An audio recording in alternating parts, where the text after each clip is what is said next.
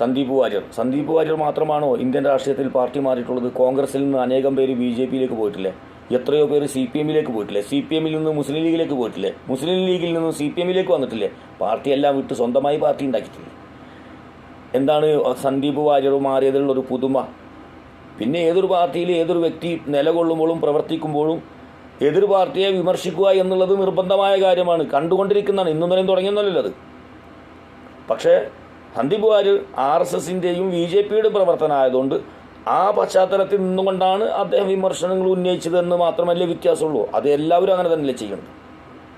അദ്ദേഹം എല്ലാം സറണ്ടർ ചെയ്തില്ലേ? അദ്ദേഹം പറഞ്ഞത്, അദ്ദേഹം പ്രവർത്തിച്ചത്, അതിൽ മതേതരത്വം ഉണ്ടായിരുന്നില്ല, ജനാധിപത്യത്തിൻ്റെതായ ലാഞ്ചന ഉണ്ടായിരുന്നില്ല. ആ തെറ്റുകൾ ഞാൻ തിരുത്തുകയും ഞാൻ അങ്ങനെയുള്ളൊരു പാർട്ടിയിലേക്ക് ഞാൻ ചേക്കേറുകയും ചെയ്തിരിക്കുന്നു എന്ന് പറഞ്ഞാൽ ശരിക്കും ഇന്ത്യൻ്റെ ഒരു പ്രതിനിധി ആയിരിക്കുകയാണ്. അദ്ദേഹത്തിന് എന്തിനാണ് പൂർവിക കാര്യം പറഞ്ഞ് വിമർശിക്കുന്നത് എന്നാണ് എനിക്ക് മനസ്സിലാവാത്തത്.